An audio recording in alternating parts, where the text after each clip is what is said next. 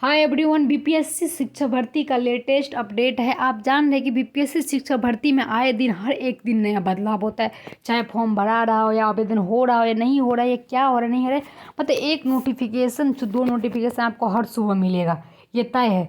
ठीक है, चाहे नौकरी जो कर रहे हैं उस पर भी संकट, जो नहीं किया है उस पर भी संकट, जो स्टूडेंट करने वाले हैं एग्जाम से उस पर भी संकट, मतलब हर एक दिन मतलब तहलका मचा रहता है। तो हम यही कहेंगे कि अपडेट जो जानना एक एक बहुत ज़रूरी होता है, नहीं तो फिर आप एक पीछे हो जाएंगे। ठीक है, तो इसीलिए हर टीचर को इन्फॉर्मेशन बनाना पड़ता है, ये मजबूरी हो गई एक टीचर को। ठीक है, नहीं तो फिर बच्चे अपडेटेड नहीं हो पाएंगे।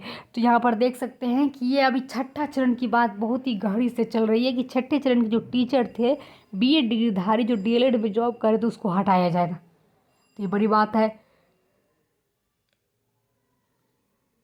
यहाँ पर देख सकते हैं हाई कोर्ट का फैसला, डीएलएड डिग्रीधारी शिक्षक ही पढ़ा सकेंगे कक्षा 1 से 5 तक में।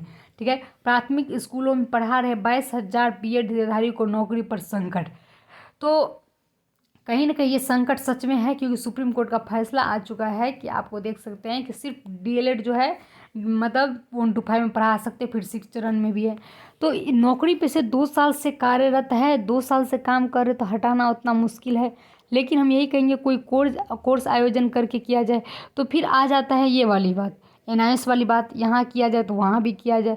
तो देखिए थोड़ा सा कठिन है सब कुछ सही होना, लेकिन भगवान करे हो जाए, क्योंकि 22,000 शिक्षकों की लाइफ की बात है। ठीक है, ज़िंदगी की बात है।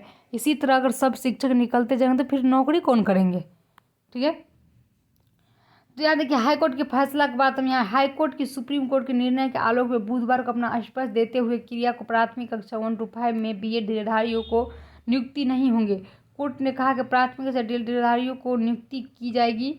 न्यायाधीश में विनोद चंद्रन और न्यायाधीश राजीव राय ने खंडपीठ में ललन कुमार अन्य द्वारा दायर की गई रिट में याचिका में सुनवाई करते हुए आदेश पारित की। पटना हाईकोर्ट के मामले में सुनवाई पूरी अपना आदेश सुरक्षित रख लिया था, जिस पर बुधवार को फैसला सुनाया गया। हाईकोर्ट के आदेश में लगभग 22,000 शिक्षकों को नौकरी को प्रभावित हो सकती है, जिनकी नियुक्ति इस मामले में सुनवाई के दौरान 28 जून 2018 के एनसीटी द्वारा जारी अधिसूचना में दी गई थी, जिससे प्राथमिक और बीएड डिग्रीधारी को शिक्षकों को प्राथमिक स्कूलों में शिक्षकों के लिए योग्य माना गया था।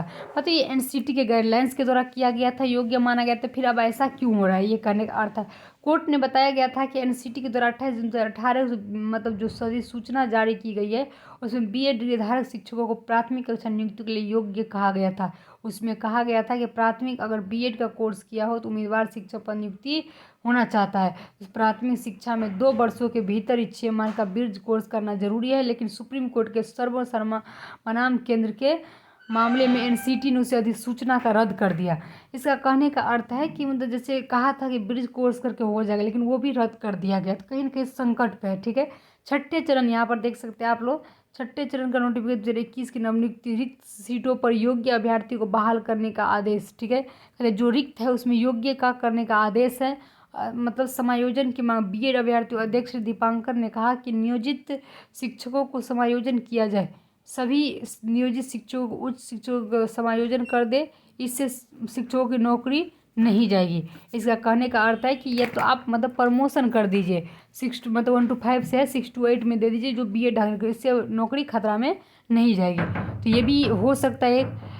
छठे चरण की नियुक्ति शिक्षकों को विभाग के जिलों में मांगा ब्यौरा, ये सब जो है आपको 24 घंटा के अंदर मांगा है, इसका छठे चरण का ब्यौरा था। कहीं ना कहीं संकट टल रही है, देखिए कुछ ना कुछ तो आएगा ही रास्ता, लेकिन देख लीजिए क्या आता है।